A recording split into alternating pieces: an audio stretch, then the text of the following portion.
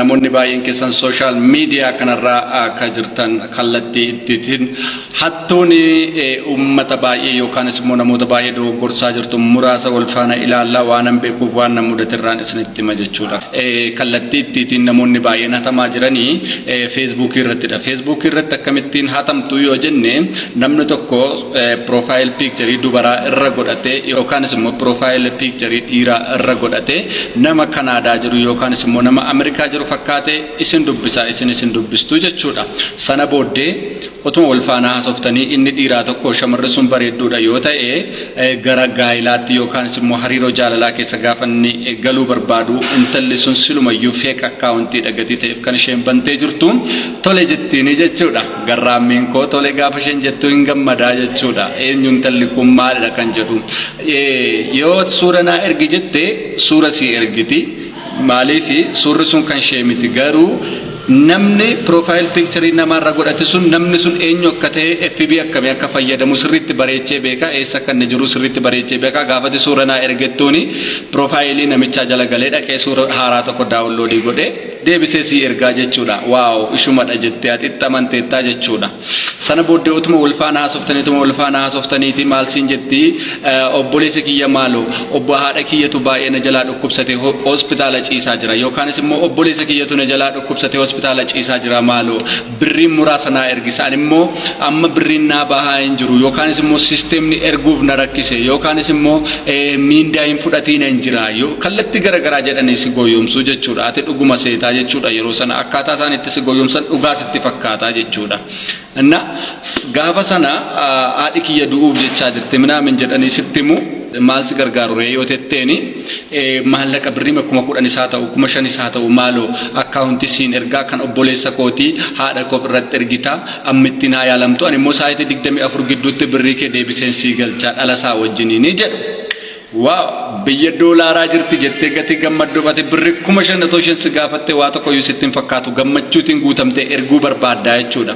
Gaafa ergitu garuu yeroo masana FB'n keessa bilookii ta'a yeroo masana hariiroon ati nama sana faana qabdus gargar cita birrii keessan argattu jechuudha. Sa'aatii 24 keessatti siin erga wette sa'aatii 24 keessatti bilookii jala galtaa jechuudha. Kanaafiyyuu namni tokko Facebookiitiin dubara fakkaatee yoo sin dubbise dhiira fakkaatee yoo sin dubbise suuras yoo sinitti ergi hariiroo jaalalaa keessa gaafa galtan birrii ergi haadha koo dhukkubaa jira yookaan obboleessa koo dhukkubaa jira yoo jedhe dogoggoradhaa jechuudha. Gowwoomfamaa jirtaa jechuudha. Idduma sanatti dhaabadhuuti bilookii godhee jechuudha. Too bilookiin ta'in namoonni baay'een kallattii kanaatiin nyaatamtaniitu jechuudha. Lammaffaa ammas namni biyya alaa jiru tokko akkaataa tiitiin isin hatuu danda'u nama biyya alaa jiru fakkeessee feek akkaawuntiitiin gara biyya kanaatitti piroosesii siin godhaa. Atamma fakkeenyaaf Kanaadaa jira yookaan immoo Ameerikaa jira namichi sun yoo ta'e akkamittiin na fudhachuu dandeessa yookaanis immoo akkamittiin gara biyya sanaan dhufuu danda'a itti gaafattamanii namni hundumtuu fedhii qaba gatii ta'e yeroo sana maal si jedha salphaadha kun ikkoo nama beekuun qaba kaampaaniin keessatti sira maduu qaba kanaafiyyuu piroosesii isaa siin xumursiisa'anii ati birrii qopheessiidha. Achi booddee waa Ameerikaan naqa yookaan Kanaadaa naqattee birrii kee kiuu gooteetti argita yeroo sana bilook waa lama sanitti meeraa jechuudha. Kanaafiyyuu kallattii kanaatiin of eeggadha. Inni sadaffaa ammas onlaayinii kanarraa kallattiin nuti ittiin hatamuu dandeenyu maalidha yoo jenne namni tokko biyya alaa jiraata jechuudha. Biyya alaa jiraate otuma si faana haasa'uuti baay'een si jaalladhe siin jedha jechuudha. Baay'een si jaalladhe jedhee si faana riileeshinii obbolummaan baay'ee nama sitti dhiyaate sitti fakkaate haasa'a jechuudha. Achi booddee utuma si wal faana haasoftaniiti ji'oota muraasa booda yookaanis immoo ji'uma tokko keessatti maal kennaa wayii siin erga maaloo siin jedha. Achi booddee kennaa tolaa jibbitaaree tolee taanii ati. Sana booddee kunoo ila kun moobaayiliidha. Moobaayilii iPhone Pro Maxidha.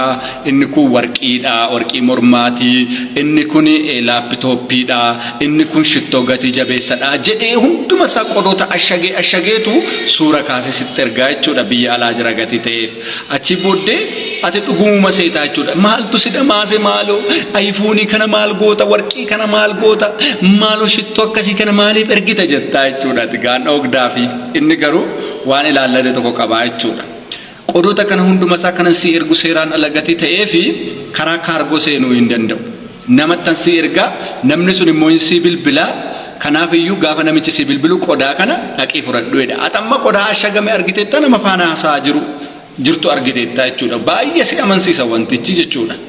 Achi booddee tole bakka itti birriin hin jibbitu gadi ta'eef ergeera kunoo amman si bilbilama siin jedhaa jechuudha. Guyyaa lama booddee bilbilli biyya keessaa si bilbilama. Heloo abaluu jedhamtaa bilbilli kee akkasidhaa waan adreesii kee hunduma isaa irra kaa'ee ashaganne gaafa ashagochuudha. Achi booddee eeyyee jettaanii jechuudha. Qodaan akkasii kan biyya biraarraa si ergameera gaafa siin jedhan gammachuu isaa of hin beektoti. Isuma dhugumaa ergee jettee gatii yaaddu naa ergamee ture jettaa jechuudha gammachuu keessa galtee.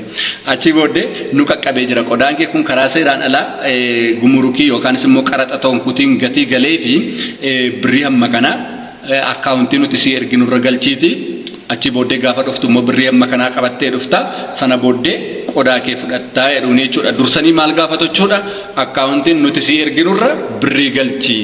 Maaliif ishee biyya alaarraa naa ergamee miti maaliif ani birrii galcha hooti jette qaraxa malee galee karaa seeraan alaa galee gatii ta'ee fi nun immoo nama sana faana gatii wal beeknuuf hojii akkasii hojjenna. Kanaaf iyyuu birrii amma kanaa galchuu qabdaa gaafa siin jedhan atamma iPhonein tokko birrii meeqa laaptooppiin tokko birrii meeqa warqiin diyaamendiin achi keessa jiru birrii meeqa kan jedhu yaadda malee waa'ee birrii erguu keessana yaaddu jechuudha. Gammachuutiin guutamtee birrii itti ergite jechuudha.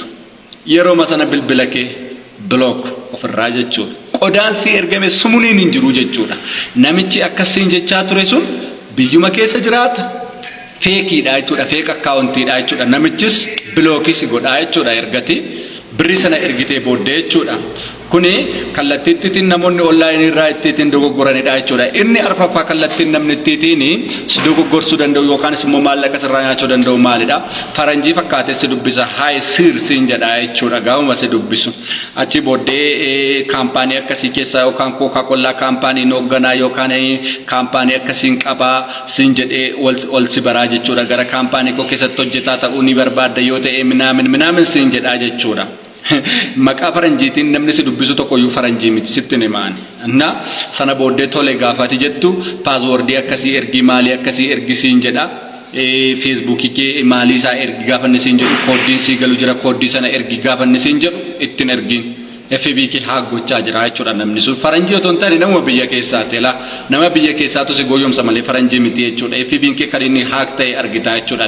Kaampaaniitti namni si qaxaruuf karaa onlaayinii si gaafatu tokkollee hin jiru jechuudha. Inni dhumaa kallattiittiin hanni gaggeeffamaa jiru safarii koomii yookaanis immoo teelee fakkaatanii namoonni kanadha kana koomentii irratti kana barreessaa maxxansa kana sheerii godhaa kana immoo kana godhaa achi booddee ni badhaafamtuu laapitooppii baajaajii minaamin jedhanii waan badhaasa fakkeessanii waan ta'e tokko maxxansu jechuudha. Ati dhuguma seetee dorgommii sana dorgomta sana booddee akkatti bilbila kee akkatti mo'attetti bilbila kee si gaafatu jechuudha karaa feesbuukii. Achi booddee ati bilbila kee ergitaa fi gaafati bilbila kee ergituu fi badhaasa kana mo'attetta kanaaf iyyuu dursitee birrii amma kanaa galchuu qabda gatii ta'ee fi birrii amma kanaa dursii galchisiin jedhu dursitee ati dhuguma badhaasa sana nan mo'adhe jettee yookaanis immoo safarii koomiidha yookaan dhaabbata beekamaadha hootii jettee birrii kee irratti xap goota yeroo sana bilookii taataa jechuudha achirraas birrii kee argattu jechuudha. Kallattii biraatiin immoo kallattii namoonni baay'een ittiin hatamaa turanii fi har'allee ittiin hatamaa jiranii moobaayil baankingii irrattidha jechuudha. Isteeppiin nuti siin jennutti paaswoordii keessan isiniif haaressuu barbaanna. Kanaaf iyyuu isteeppiin nuti siin jennu kana hordofaa jedhanii bilbila sitti bilbiluu achi booddee waan akkasii ta'e eeyyee jettaati kooddiin akkasii galee eeyyee jettaati ishi kana kee nutti mi jedhu wantoota si gaafatan sanaatiin otoo atin beekin birrii kee gara akkaawuntii isaaniitti naanneffatu jechuudha. Kanaaf iyyuu baankii irraas haa ta'u maal irraas haa ta'u wanti isaan sii bilbilanii si gaafatan tokkollee hin jiru lakkoofsa piinii moobaayil baankingii kee yeroo si gaafatanis hin qabanii jechuudha. Kanaaf iyyuu kallattiin kun hundumti kallattii namoonni baay'een ittiin hatamaa jirudha. Namoonni sagalee kana dhaggeeffattanii fi namoonni viidiyoo kana dhaggeeffattan obboloota keessan baay'eetu kallattii kanaan gowwoomfamaa jira dogoggoraa jira. Please share waliif godhaa yaada kana waliin gaasiniin jechuun barbaadaa hattuurraa of eeggadhaa feesbuukii keessan eeggadhaa. Thank you galatooma waan dhaggeeffattaniif. Warri kaan dabarsaa isiniin ilaallatu shamarran biyya Arabaa amantaa Protestaantii ordofan qofa ilaallataa jechuudha viidiyoon kun isiniif jedhee waraabee jechuudha. Warri kaan dabarsaa obboloota koo shamarran biyya Arabaa har'a akka obbolummaatti ergaa koo isiniif dhaamuun dhufe. Shamarran baay'ee waan boosise shamarran baay'ee waan harka duwwaatti hambise shamarran baay'ee waan maraachise tokko isinitti mun dhufe jechuudha. Innis immoo maanniyootan raajota sobduu karaa Iimoo, karaa TikTokii qindaa'anii garee uumanii shamarran biyya Arabaa saamaa jirantu akkan yaada kana haasa'uu na godhe jechuudha. Akka haadha tokkottan isinitti ma'an. Biyya biraa kan deemtanii fi biyya keessanii baatanii kaayyoo keessan dhiistanii maatii keessan dhiistanii qobummaa filattanii kan isin biyya ormaa keessatti arrabsamaa kabalamaa dafqa xuruurfachaa lubbuu keessanitti faraddanii kan isin hojjechuu deemtan of jijjiiruufidha. Maatii keessan jijjiiruufidha. Miti nan sobe namni hundumtiyyuu kaayyoo qaba, kaayyoo malee namni deemee hin jiru. Haa ta'u malee garuu yeroo ammaa kana shamarran kaayyoo baatee fi wallaaltee maaliif akka manaa baate wallaaltee sobdoota, hattoota, saamtota warra onlaayinii irraaf dafqanii dafqa isaanii hammaaranii kennaafii jiru. Ijoollonni baay'een shamarran biyya Arabaa kun karaa keessaa naa barreessu. Raajiin tokko akkas na godhe, raajiin tokko akkas na godhe, raajiin tokko akkas na godhe jettanii mudannoo baay'ee natti maa ooltu. Maalan godhaa? Maal gochuun qabaa? Maal naaf faltaa kannaan jettan shamarran baay'eedha. Waanan gochuu danda'u kunoo isan amma jedhu qofaadha. Otoo isin hin nyaatamin, otoo isin dafqa keessan hin gatiin dursee isinitti himuu qofadha waan isinii gochuu danda'u jechuudha. Kanaan ala erga nyaatamtanii erga hammaartanii itti laattanii waan tokkollee isinii gochuu hin danda'u an akka dhuunfaa kiyyatti jechuudha. Raajota sobduu irratti an hojjedhe malee an poolisii raajii sobduu miti. Kanaaf jala muree akka obbolaa kootti waan isinitti himuu barbaade. Yoo birrii sobdoota onlaayinii irraaf ergitan malee, yoo birrii raajota onlaayinii irraaf ergitan malee mootummaa Waaqayyoo hin dhaaltanii hin eebbifamtanii inni isiniin jedhe wangeela isa kam jedhame. Eebbifamuu barbaaddan miti? Mana Waaqayyoof kennuu barbaaddan miti? Waldaa keessatti dhalattanii guddattanii hin qabdanii? Waldaan sin guddisteen jirtu? Kurnoo keessan achitti hin kaffaltanii? Maallaqa barbaaddan achitti hin kaffaltanii? Baay'een keessan waldaa Makaana Yesuusii keessa baatanii deemtanii, baay'een keessan waldaa Muluu Wangeelii keessa, baay'een keessan Qaalawwet keessa, baay'een keessan Biraana Kiristoos keessa, baay'een keessan Masarata Kiristoos keessa baatanii deemtanii. Haa ta'u malee garuu gaafa biyya Arabaa deemtan irraa kaastanii hidhanni keessan raajota sobduu wajjin. Raajii sobduun hattuudha. Hattuudha. Hiika biraan qabu. Hattuudha jechuudha. Raajii sobduun waaqan sodaattu. Kana beekuu danda'uu qabu. Attamitti sin dafqi keessan sinin mararuun jedhemanii dhugaa Rabbiin jedhama. Sinin mararuun jedhe. Maallaqa kennanii eebbifamuu jechuun sobdootaaf kennuu miti, hattootaaf kennuu miti. Kurnoo keessa waldaa keessanitti kaffaladhaa. Waldaa keessaa deemtan waldaa biyya dhaloota keessanitti kaffaladhaa. Kennaa jaalalaa yoo qabaattan kennaa. Eessatti laattu? Waldaa keessatti dhalattanitti. Inni sin asirra baatanii onlaayinii irraa eeyyee dhugaadha. Sinittani maan jala muree sobadha. Kadhachuu barbaadanii Waaqayyo siniin hin dhaga'u jedheera. Obboleetti koo jilbeeffadhu Waaqayyoon kadhadhu. Sin dhaga'u dheeraa Waaqayyo hin jenne. Si fayyisuu hin danda'u Waaqayyo hin danda'a. Maaltu raajota jala si fiiksere Waaqayyo siifuun dhagaha. Hin dhukkubsattee jilbeeffadhu Waaqayyo si fayyisa. Warra sobdoota onlaayinii kanarraaf malee Waaqayyoon dhaga'u kan jedhen jiru jechuudha. Waaqayyo isaaniin iyyuu dhaga'an jiru sin gooyyomsaa jiru malee. Fira akkas akkasii qabda milikkita siifaa ta'u eeyyee dhugaadha. Amma kun ergaadha? Ergaa miti. Waa'ee kee qoratee dhufa raajiin tokko. Fira akkamii akka qabdu. Suura kee ilaalee bifti kee maal akka ta'e hojjaan kee hammam akka ga'u ilaalee dhufa gaafa dhufu si bira. Kaleessa si faana haasa'ee tar'asitti raaja. Kun raajii miti jechuudha. Dinqii miti. Maqaa kee waamuun dinqii miti. Eessaa akka inni dhaga'e hin beektu. Waa'ee kee eessaa akka inni qorate hin beektu. Waanuma kana godheef egaa raajiin kun raajii dinqii dhadhama. Siniif haa kadhatu issee gaariidha. Kadhannaa kadhachuun gaariidha. Dirqama maallaqa ergi kan jedhe immoo eessa jira? Hin bittaa fayyina hin bittaa? Irraa bittaa? An akka tansii kadhadhate immoo kana godhe. Hin bittaan sin jedhe obboleettii ku.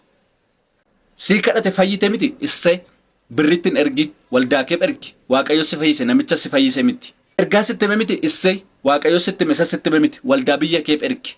Sobduumaaf qallabdu. Kadhata barbaadde obboloonni keessi bukkeen jiranii namni Waaqayyo tokkumtillee bakka ati jirtu hin jiru. Hin jiru namni tokkollee yoo nama faana kadhachuu barbaadde obbolaan keen jiranii atoo jilbi keen hojjetu hin dandeessaa jechuudha obboleettii ku. Waldaa biyyatti dhalatte keessa tajaajilaan qabduu waldittiin jaarsolii waldaan qabduu waldittiin jaarsolii waldaa biyyichaa siin kadhatanii totinaa kadhadhaa jettee maallaqa keessattiin hattuu qallabdu kan immoo otoo waldaa dhaloota keettiin gargaartee maatiin sun sin eebbisu jaarsolii waldaa sun sin eebbisanii. Please obboloota koo shamarran biyya Arabaa. Dhugaan sanitti jala murtanii tajaajiltoota onlaayinii irraaf birrii tokkoon kennina. Birrii tokko. Waa lama dhabdu obboloota koo. Maallaqa keessanitti naftani eebban argattani. Otoo shamarran biyya Arabaan jirtu ta'ee raajii sobduu wal gurmeesse onlaayinitti yaa'u ture. Abidduma ofii qabsiistaniin of gubaa jirtu. Qaaraama ofii dhaabdaniin of gubaa jirtu. Sintu maallaqa keessan kennee ofitti goobsee gara onlaayinitti yaase. Har'a immoo kan bu'aa kan maraataa jiru raajiin tokko na nyaata jedhee kan iyyaa jiru isinu.